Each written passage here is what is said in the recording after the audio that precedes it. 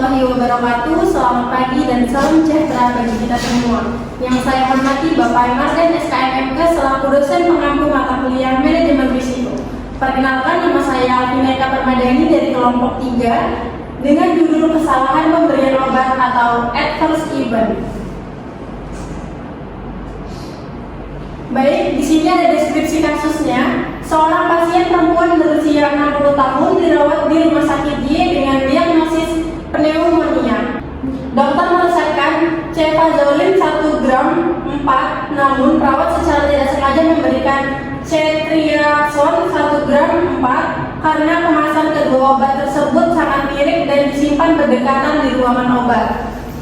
Insiden ini tidak segera terdeteksi hingga pasien mengalami reaksi alergi berat atau anafilaksis berupa sesak napas, ruam, dan penurunan tekanan darah.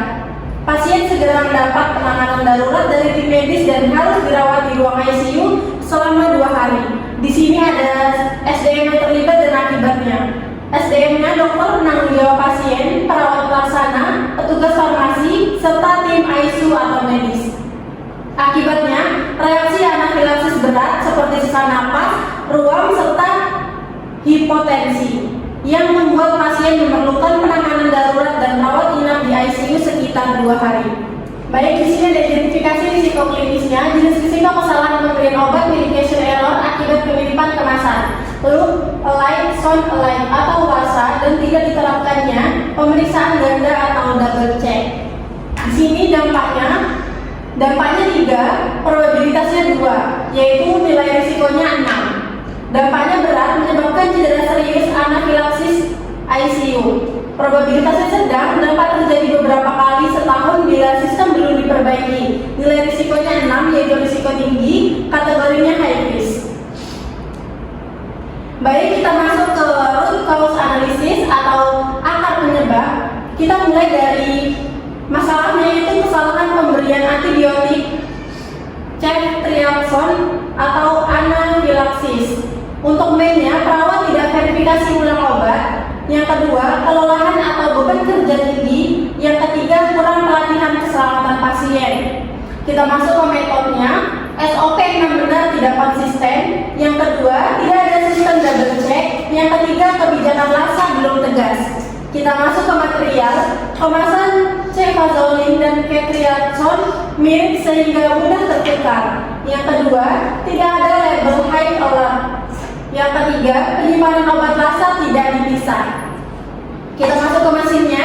Tidak tersedia barcode scanning. Yang kedua, sistem komputer farmasi belum terintegrasi. Yang ketiga, rak penyimpanan tidak memiliki pembatas visual antar jenis obat. Kita masuk ke maninya.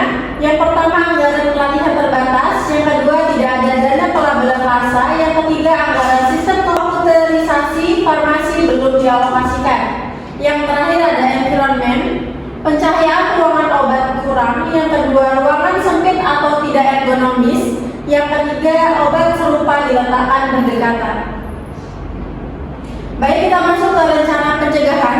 Di sini kami mengambil acuan Permenkes dan KAS. Kita mulai dari KAS dulu. Untuk yang pertama, identifikasi risiko, yaitu medication error akibat LASA dan ketidakadaan double check. Yang kedua, pengendalian risiko, SOP yang benar, double check, pemisahan penyimpanan obat LASA, serta pelabelan high alert.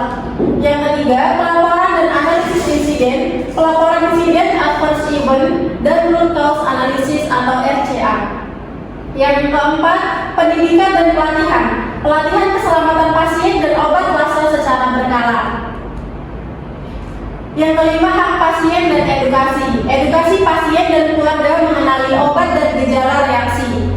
Yang keenam, kepemimpinan dan budaya keselamatan, budaya no blame dan dukungan manajemen terhadap keselamatan pasien. Dan yang terakhir, teknologi pendukung, tidak ada sistem barcode scanning tapi menjadi rekomendasi perbaikan. Baik, kita masuk ke rencana pencegahan acuan Permenkes nomor 11 tahun 2017. Yang pertama ada hak pasien. Pasien berhak mengetahui jenis dan dosis obat yang diberikan serta efek samping yang mungkin terjadi. Yang kedua, edukasi pasien dan keluarga. Libatkan pasien untuk mengenali obatnya dan segera melapor bila terjadi reaksi yang tidak diinginkan. Yang ketiga, keselamatan dalam proses asuhan. Terapkan 6 benar pemberian obat dan sistem verifikasi ganda atau double check untuk obat berisiko tinggi. Yang keempat, komunikasi efektif. Gunakan metode sabar dan lakukan feedback pada instruksi verbal atau telepon. Yang kelima, kepemimpinan dan dukungan manajemen.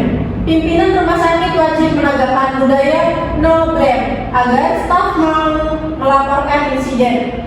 Yang keenam, pendidikan staf. Seluruh tenaga kesehatan wajib mengikuti pelatihan keselamatan pasien dan pengelolaan obat lasa secara berkala.